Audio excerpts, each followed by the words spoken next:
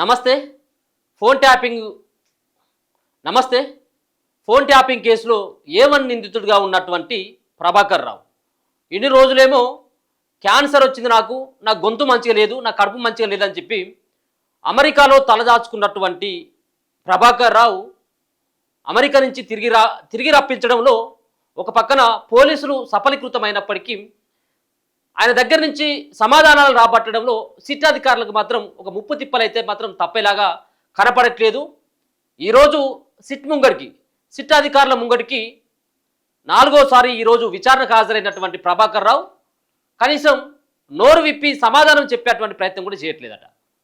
ఆయన దగ్గర నుంచి కనీసం సమాధానాన్ని రాబట్టడంలో వాళ్ళు విఫలమైపోతున్నట్టుగా స్పష్టంగా అర్థమవుతా ఉన్నది. ఎందుకంటే ఈ సంబంధించినటువంటి ఈ కేసులో ఏవన్గా ఉన్నటువంటి అసలైనటువంటి దొంగే ఈ ప్రభాకర్ రావు, ప్రణీత్ రావు. ఈ ఇద్దరి యొక్క ఈ దొంగల యొక్క నేపథ్యంలోనే, ఈ దొంగల యొక్క నేతృత్వంలోనే ఈ ఫోన్ ట్యాపింగ్ జరిగినటువంటి అంశం.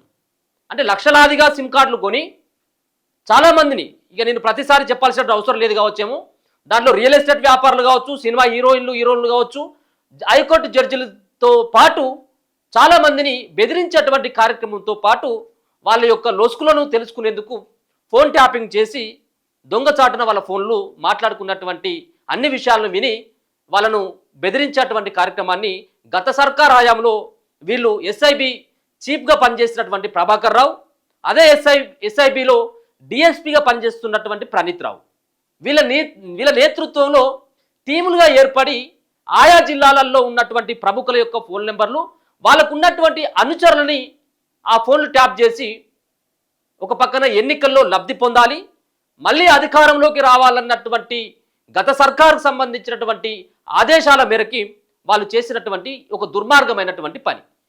దీంట్లో నిజాలను బయటికి కక్కించాలన్నటువంటి దానిపైన తెలంగాణలో కాంగ్రెస్ పార్టీ అధికారంలోకి వచ్చిన తర్వాత దీనిపైన విచారణ చేయడం జరుగుతూ ఉన్నది. సిట్ను కూడా ఏర్పాటు చేసి దీంట్లో చాలామందిని ఇప్పటికే అరెస్ట్ చేయడం జరిగింది. వాళ్ళ దగ్గర నుంచి వాంగ్మూలాన్ని సైతం కూడా తీసుకోవడం జరిగింది. వాళ్ళ వాంగ్మూలంలో స్పష్టంగా చెప్పిళ్ళు, మా పై అధికారుల యొక్క ఆదేశాల మేరకు, అంటే పై అధికారులు అంటే అప్పుడు డిఎస్పీ అయినటువంటి ప్రణీత్ రావు A2, అలాగే A1 నిందితుడు అయినటువంటి ప్రభాకర్ రావు, వీళ్ళు చెప్తేనే మేము చేసినామన్నటువంటి ఆ ఒపీనియన్ని, ఆ నిజాన్ని వాళ్ళు సిట్ అధికారుల ముంగట ఒప్పుకోవడం జరిగింది.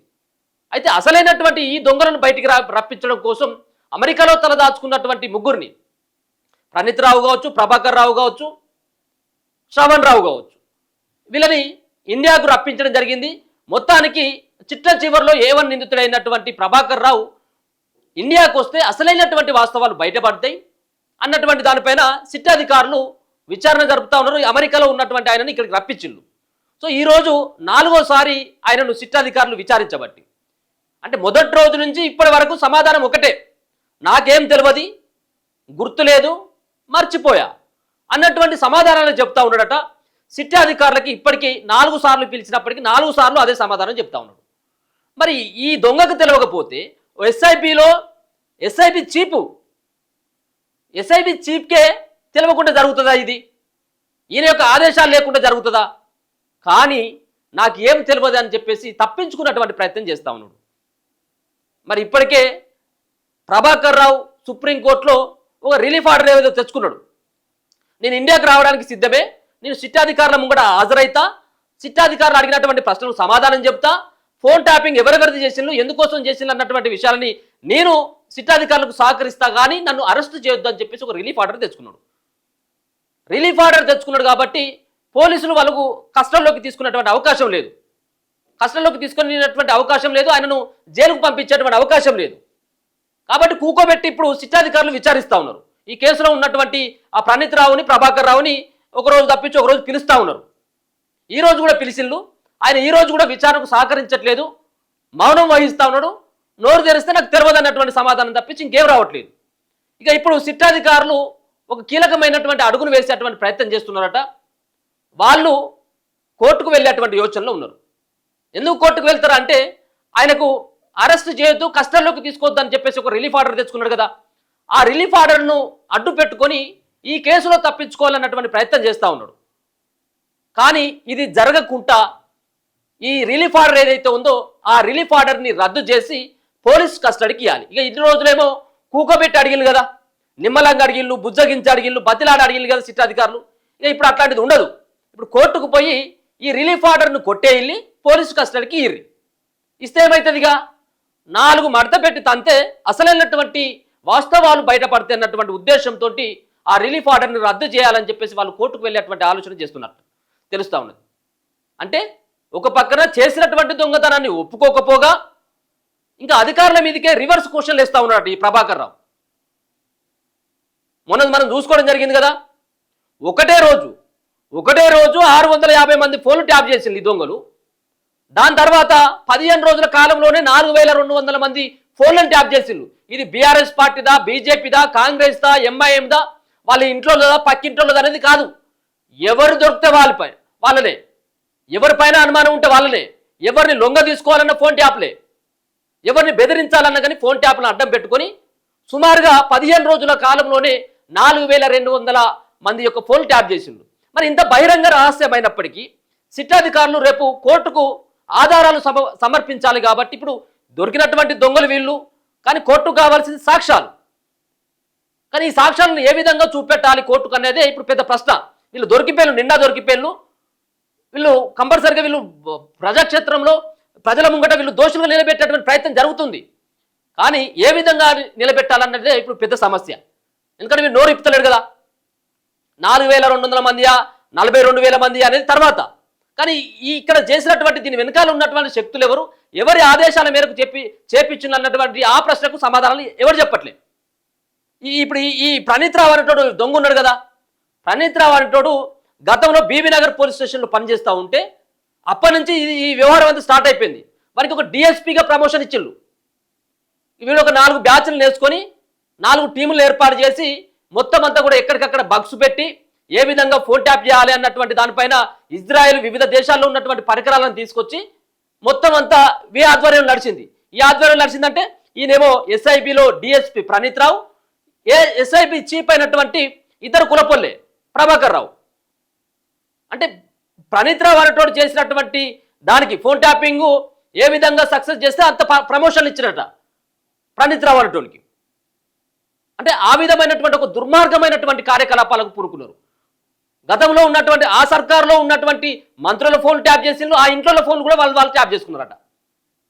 ఒక భయంకరమైనటువంటి నిజాలు వాస్తవాలు బయటపడతా ఉన్నాయి ఈ ఫోన్ ట్యాపింగ్లో. ఇక ఇవాళ ఏం చేస్తూ ఉన్నాడట అంటే ఈ ప్రభాకర్ రావు, నాకేం సంబంధం లేదు, నాకేం అవసరం, అది నాకు సంబంధమే లేదు అని చెప్పేసి ఏదో చేతులెత్తేసేటువంటి ప్రయత్నం చేస్తే ఇలా చూస్తూ ఆ వ్యవస్థలు ఊరుకోవు. ఇక ఇప్పుడు అంతా అయిపోయిందిగా, 4 తన్ని చెప్తేనే దారికి వస్తారన్నటువంటి ఉద్దేశాన్ని సిట్ అధికారులు వాళ్ళు కోర్టుకు పోయి చెప్పేటువంటి అవకాశం అయితే కనబడతా ఉంది. ఆయనకైతే ఒక పక్కన సుప్రీంకోర్టు నుంచి ఒక వెసులుబాటు అయితే ఉన్నది, సుప్రీంకోర్టు నుంచి కొంత వెసులుబాటు ఉన్నది. ఎందుకంటే కస్టడీ తీసుకోకుండా అరెస్ట్ చేయకుండా మాత్రం రిలీఫ్ ఆర్డర్ అయితే తెచ్చుకోగలిగింది. కానీ మొత్తానికి ఆయన వ్యవహారం ఎట్లా ఉంటుంది, ఏం కథ అనేది కూడా ఒకసారి అడ్వకేట్ను కూడా అడిగే తెలుసుకునేటువంటి ప్రయత్నం అయితే చేద్దాం. ఎందుకంటే అది మరి మళ్ళీ సుప్రీంకోర్టు రిలీఫ్ ఆర్డర్ ఇచ్చిన తర్వాత దీన్ని రద్దు చేసేటువంటి అవకాశం ఉంటుందా లేదా, దాని తర్వాత ఆయనను కస్టడీకి తీసుకునేటువంటి అవకాశం ఉంటుందా లేదన్నటువంటి విషయాలను కూడా ఒకసారి మాట్లాడేటువంటి ప్రయత్నం చేద్దాం. మనతో పాటు హైకోర్టు అడ్వకేట్ అరుణ్ గారు కూడా ఉన్నారు. సార్ నమస్తే. సార్, ఒక వార్త కనబడతా ఉన్నది, ఏదైతే ఫోన్ ట్యాపింగ్ సంబంధించినటువంటి కేసులో ప్రభాకర్ రావు నోరు విప్పట్లేదు, నాకేం తెలియదు, మర్చిపోయే గుర్తు లేదన్నటువంటి సమాధానాలు చెప్తా ఉన్నాడు. 4వ విచారణకు ఈరోజు హాజరైన తర్వాత కూడా నోరు విప్పట్లేదు. రేపు సిట్ అధికారులు కోర్టుకు వెళ్ళి ఆయనకున్నటువంటి రిలీఫ్ ఆర్డర్ని రద్దు చేయాలని చెప్పేసి కోరేటువంటి అవకాశం అయితే కనబడతా ఉన్నది. అటువంటి ప్రయత్నం ఏమైనా సిట్ అధికారులు కోర్టుకు వెళ్ళి మరి ఆయన విచారణ సహకరిస్తలేడు కాబట్టి ఆ రిలీఫ్ ఆర్డర్ను కొట్టేయమని చెప్పేసి చెప్తే ఏమైనా సిట్ అధికారులకు కొంత అది వెసులుబాటుగానే కనబడుతుందా? అసలు మళ్ళీ ఆ రిలీఫ్ ఆర్డర్ను కొట్టేసేటువంటి అవకాశం ఉండదా సార్? ఖచ్చితంగా ఉంటది. ఇన్వెస్టిగేషన్ కు సహకరించమని కదా ఆయనకు ఉత్తర్వులు ఇచ్చింది. ఆయనకు రిలీఫ్ ఇచ్చిందే ఇన్వెస్టిగేషన్ కు సహకరించాలని. మొదట ప్రభాకర్ రావు అనే వ్యక్తి ఇండియాకి రావాలి కాబట్టి ఫెసిలిటేట్ చేసింది సుప్రీంకోర్టు. అంతేకాని అక్యూజుడికి ఎప్పుడు కొమ్ము కాయదు, అక్యూజుడికి ఎప్పుడు కూడా రిలీఫ్ వచ్చే అవకాశం లేదు. ఇన్వెస్టిగేషన్ ఏజెన్సీ 4 సార్లు అడిగినా కూడా మొండి చేయి చూపించి ఇన్వెస్టిగేషన్ కు సహకరించకపోవడం అనేది fatal to the Prabhakar Rao. ఖచ్చితంగా అది ఆశనిపాతం అవుతుంది. ఒకవేళ ఇన్వెస్టిగేషన్ ఏజెన్సీ పోతే మాత్రం ఖచ్చితంగా సక్సెస్ అవుతుంది. సిట్ అనేది ఒక కేసు కింద చేసి ఇబ్బంది పడుతున్నారు. ఇప్పటికే చాలా మంది బాధితులు, వందల వేల మంది బాధితులు పుట్టుకొస్తున్నారు. ఇటువంటి పక్షంలో ఇంకో కొన్ని ఎఫ్ఐఆర్లు చేసినప్పుడు సుప్రీంకోర్టు ఉత్తర్వులను కూడా ఇది ఒక కేసుకే పరిమితం కాబట్టి మిగతా కేసుల్లోనే అరెస్ట్ చేసుకోవచ్చు. సుప్రీంకోర్టు దాకా వెళ్లాల్సిన అవసరం లేదు. మీ బాధ వేరు, నా బాధ వేరు. నల్గొండ జిల్లాలో జరిగిన అక్రమాలు వేరు, మహబూబ్ నగర్ జిల్లా ఫ్రాంచైజీలో జరిగిన అక్రమాలు వేరు, వరంగల్ లో జరిగిన అక్రమాలు వేరు. ఎక్కడికక్కడ కేసులు కట్టినప్పుడు ఆటోమేటిక్ గా ఒక ఎఫ్ఐఆర్ కి ఆయనకు రిలీఫ్ వచ్చింది తప్ప మిగతా ఎఫ్ఐఆర్ లో లేదు కదా. సుప్రీంకోర్టు దాకా వెళ్లాల్సిన అవసరం ఖచ్చితంగా లేదు. ఇన్వెస్టిగేషన్ ఏజెన్సీ కలుసుకుంటే వేరే ఎఫ్ఐఆర్లు అయితే అందులో కస్టడీ తీసుకోవచ్చు ఖచ్చితంగా. అంటే ఇప్పుడు కస్టోడియల్ విచారణ చేసేందుకు నాంపల్లి కోర్టులో కూడా వీళ్ళు సిట్ అధికారులు వాళ్ళు పిటిషన్ వేసేటువంటి అవకాశం. అంటే కస్టోడియల్ పిటిషన్ కనుక తీసుకుంటే ఏ విధంగా ఉంటుంది సార్? కస్టోడియల్ పిటిషన్ అంటే ఏంటిది, అసలు ఏ విధంగా ఉంటుంది, ఆ విచారణ ఎట్లా ఉంటుంది? జ్యుడిషియల్ రిమాండ్ కి అడుగుతారు. జ్యుడిషియల్ రిమాండ్ లో కస్టడీకి మళ్ళీ 5 రోజులు ఒకసారి, 10 రోజులు 5 రోజులు అడిగే అవకాశం ఉంటుంది. అప్పుడు ఇంత స్వేచ్ఛ ఉండదు కదా. ఇంటికి వెళ్ళి ఇంట్లో అన్నం తిని, ఇంట్లో బిర్యానీ తినేసి ఏసీలో కూర్చొని బాతకానీలు కొట్టుకోవాల్సిన అవకాశం ఉండదు. అప్పుడు జ్యుడిషియల్ కస్టడీ అంటే ఆ ప్రెషర్ వేరే ఉంటది. ఒక అధికారిగా, ఐపీఎస్ అధికారిగా డ్యూటీ డిశ్చార్జ్ చేసి ఇన్వెస్టిగేషన్ కు సహకరించకపోవడం అనేది ఆయన ప్రవర్తనను తెలియజేస్తుంది. అంటే ఆయన అధికారంలో ఉన్నప్పుడు ఏ విధంగా దుర్వినియోగం చేసింది అనేది అధికారాన్ని అర్థం చేసుకోవచ్చు మనం. అదే స్టంట్ ఇప్పుడు కూడా కొనసాగిస్తున్నాడు. సుప్రీంకోర్టు ఉత్తర్వులను ధిక్కరించినట్టు అందులో క్లియర్ గా ఉంది. You are suppose to support the investigation, పూర్తి స్థాయిలో సహకరించాలని కదా సుప్రీంకోర్టు చెప్పింది. అవును, మొదటగా అయితే రావాలి, దొంగ రావాలి, బోన్లో చిక్కాలన్న ఉద్దేశంతో లిబరల్ గా అవకాశాలు ఇస్తారు ఖచ్చితంగా. ఇప్పుడు వెళ్తే మాత్రం ఖచ్చితంగా ఇచ్చిన ఫెసిలిటీస్ అన్ని కూడా రద్దయ్యే అవకాశాలు 100%. అంటే ఇప్పుడు గత సర్కారులో ఉన్నటువంటి పెద్దల హస్తం లేకుండా వీళ్ళకు ఏం అవసరం ఉంటుంది? వీళ్ళే ఫోన్ ట్యాప్ చేసేటువంటి అవకాశం అయితే ఏముండదు కదా సార్. అంటే వాళ్ళ యొక్క ఆదేశాల మేరకు కదా వీళ్ళు చేసింది. వీళ్ళు చేసింది అక్కడి నుంచి చేసింది కొంత, వీళ్ళు సొంతగా చేసింది కొంత. వీళ్ళ వ్యవహారాలు, వీళ్ళ దందాలు చక్కబెట్టుకోనికే, వీళ్ళ పర్సనల్ లేబర్ ఆదాయాన్ని పెంచుకోవడానికి, వీళ్ళు సంపాదించిన డబ్బులు వడ్డీలకు తిప్పడానికి, వడ్డీ ఇవ్వకపోతే వాడిని తీసుకొచ్చి బెదిరించి అరెస్టులు చేస్తామని చెప్పి బెదిరించడానికి, ఇవన్నీ కూడా ఖచ్చితంగా చైనా యాప్ల ద్వారా పెట్టుబడులు పెట్టింది ఇట్లాంటి వ్యక్తులే. అది కూడా బయటకు వస్తుంది త్వరలో. ఓకే, ఇప్పుడు ఈ కస్టోడియల్ విచారణ కనుక కస్టోడియల్ పిటిషన్ వేసిన తర్వాత కస్టడీకి తీసుకోని చెప్పేసి ఆర్డర్స్ వచ్చిన తర్వాత నిజాలు చెప్పేటువంటి అవకాశం కనబడుతుంది సార్. ఇట్టే మళ్ళీ మొండికేసేటువంటి అవకాశం ఉంటుందా? బయటపడితే అసలైనటువంటి వాస్తవాలు అప్పుడు అసలైన పోలీస్ ట్రీట్మెంట్ ఉంటది కదా ఖచ్చితంగా.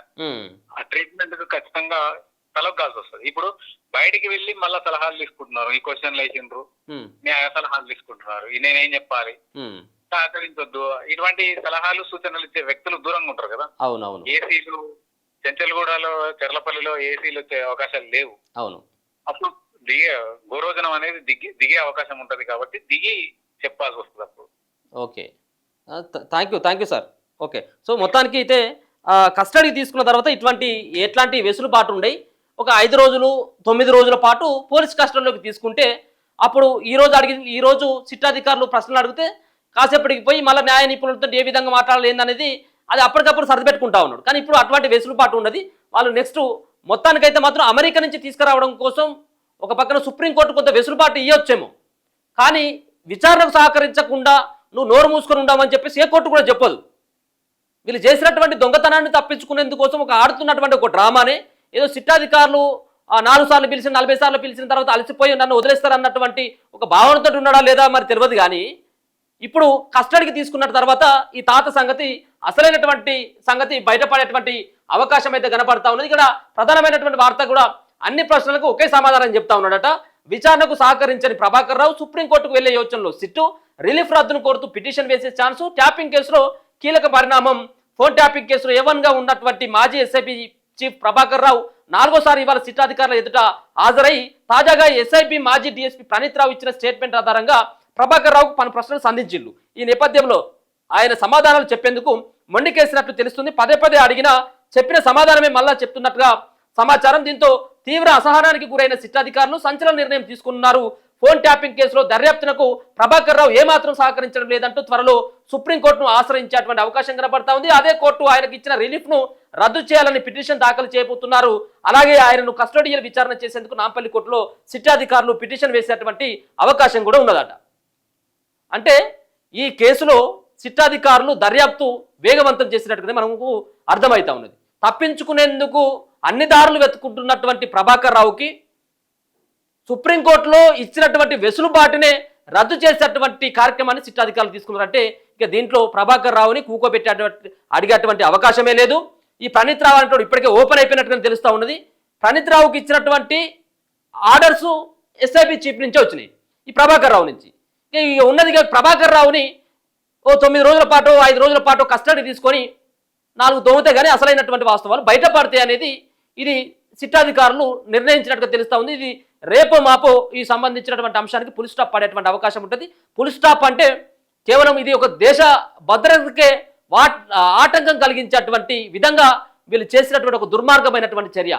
ఫోన్ ట్యాపింగ్లకు పాల్పడి మావోయిస్టుల పేర్లు చెప్పి మావోయిస్టులకు సానుభూతి పనులని మావోయిస్టులు అని చెప్పేసి మావోయిస్టులకి హెల్ప్ చేస్తానని చెప్పేసి గతంలో వీళ్ళు ఫోన్ ట్యాపింగ్ చేయమని చెప్పేసి సర్వీస్ ప్రొవైడర్లకి చెప్పి ఈ ఫోన్ ట్యాపింగ్ చేసిల్లట. ఈ సర్వీస్ ప్రొవైడర్లు సైతం కూడా బయట పెట్టిళ్ళు. ఒక్కొక్క లీస్టు చూసినట్టయితే కళ్ళు బయర్లు కమ్ముతా ఉన్నాయి. ఒకే రోజులో 460, 500, 15 రోజులలో 4000 అంటే ఇట్లా ఈ 10 సంవత్సరాల్లో గత 10 సంవత్సరాల్లో ఎంతమంది ఫోన్లు ట్యాప్ చేయి ఉంటాయి? ఎవరిని వదిలిపెట్టలేదు, జర్నలిస్టులను వదిలిపెట్టలేదు, సినిమా వాళ్ళని వదిలిపెట్టలేదు, రియల్ ఎస్టేట్ వ్యాపారులను వదిలిపెట్టలేదు, ప్రతిపక్ష పనులను వదిలిపెట్టలేదు, అధికారంలో వదిలిపెట్టలేదు, కుటుంబ సభ్యులను అసలే వదిలిపెట్టలేదు. ఇగో ఇటువంటి దందాలు చేసి మళ్ళొకసారి అధికారానికి రావాలన్నటువంటి ప్రయత్నం చేసి ఫోన్ ట్యాపింగ్ చేసి ఎవరైతే ప్రతిపక్షానికి సహకరిస్తా ఉన్నారో వాళ్ళని ఒక రకంగా అరెస్టులు చేసి హింసించేటువంటి ప్రయత్నం చేసింది అనేది ఈ ఫోన్ ట్యాపింగ్ ద్వారా అయితే తెలుస్తా ఉంది. చూద్దాం ఇప్పుడు ఈ సుప్రీంకోర్టుకు వెళ్ళిన తర్వాత ఈయనకున్నటువంటి రిలీఫ్ ఆర్డర్ని మరి సుప్రీంకోర్టు రద్దు చేస్తుందా? కస్టడియల్ పిటిషన్ కూడా వేసేందుకు నాంపల్లి కోర్టుకు వెళ్తున్నారు కాబట్టి నాంపల్లి కోర్టు ఏ విధమైనటువంటి తీర్పునిస్తుంది అది 1-2 డేస్లో తెలిసేటువంటి అవకాశం ఉంటుంది. అప్పుడు ఖచ్చితంగా కూడా ప్రభాకర్ రావు నోరు విప్పాల్సిందే. అసలైనటువంటి వ్యక్తులు దీని వెనుక ఉన్నటువంటి శక్తులు ఎవరో ఆయన చెప్పాల్సినటువంటి అవసరం కూడా ఉంటుంది. చూస్తూనే ఉండండి మన తొలి వెలుగు.